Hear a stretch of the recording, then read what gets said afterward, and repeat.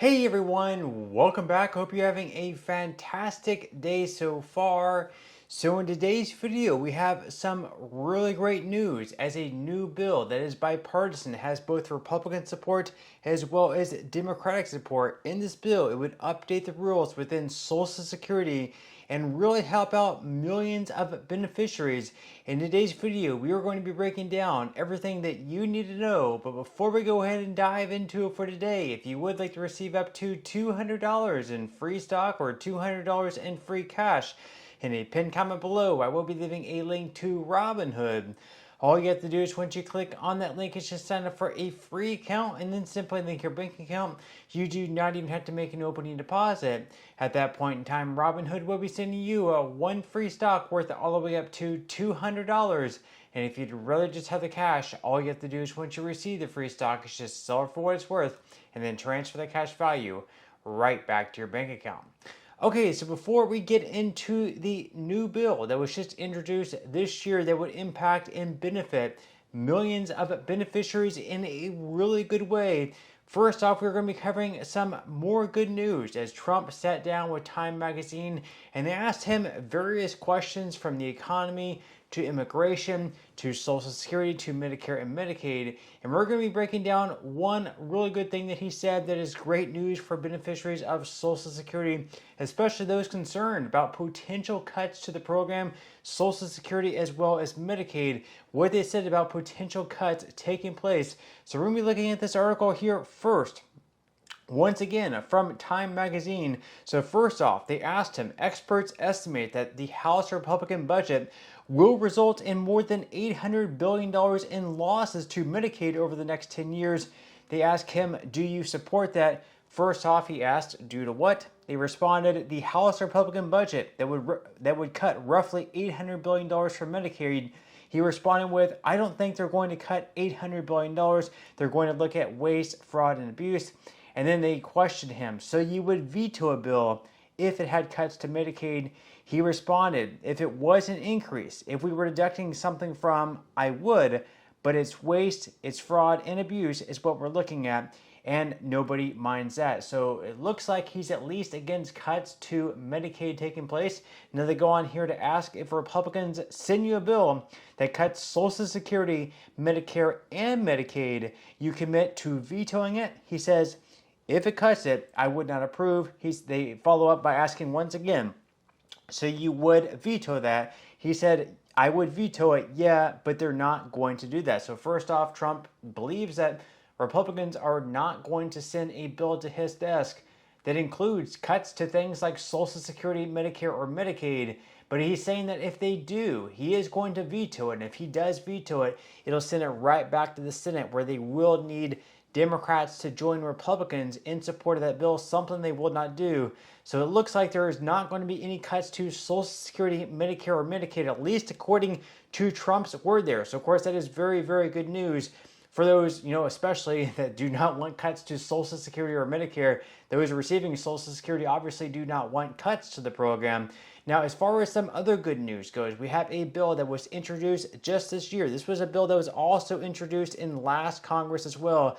Never ended up actually being voted on, even though it also had bipartisan support. But this bill, just like the Social Security Fairness Act bill last year, that was passed through Congress at the very last second and then signed into law by Joe Biden. This is a bill that very much has a really, really good chance of passing simply because it is bipartisan. We have Republicans behind it. We have Democrats behind it. Unlike many other bills out there, especially like Social Security, where it may only have Republican support or it may only have Democratic support, this one actually has support from both sides of the aisle, which means they're going to have enough votes there for it to pass, and it's not going to cost taxpayers a dime. It's not going to hurt the Social Security Trust Fund. It's a very good bill. I think it has a really good chance of passing, especially if this is something they really push and try to vote on before the end of this Congress. So we're going to pull up Bill Cassidy's site here.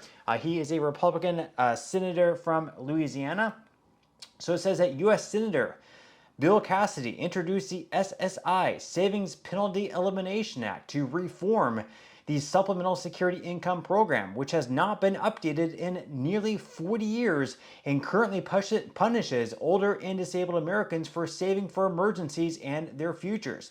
Cassidy's legislation would update SSI's asset limits to ensure that disabled and elderly Americans are able to prepare themselves for a financial emergency without putting the benefits they rely on to live at risk. He said, quote, outdated rules are making disabled Americans pick between a better job and losing their safety net. That's wrong. Instead, let's encourage work, help people save, and lift them out of poverty.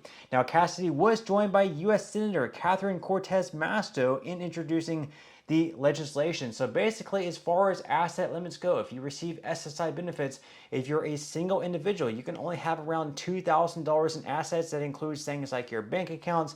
Among other things, there is other things that is not included in the $2,000 total, but this is something that has not been updated in 40 years. So let's say you had $2,000 sitting in your checking or savings account 40 years ago, all the way back in the 1980s.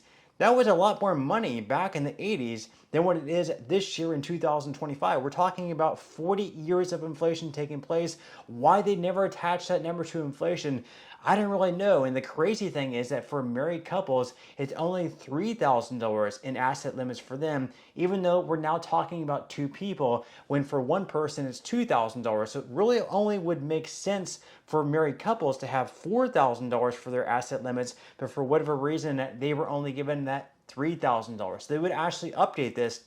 So for single individuals, it would go from $2,000 up to $10,000 for their asset limit. That would be an increase of $8,000.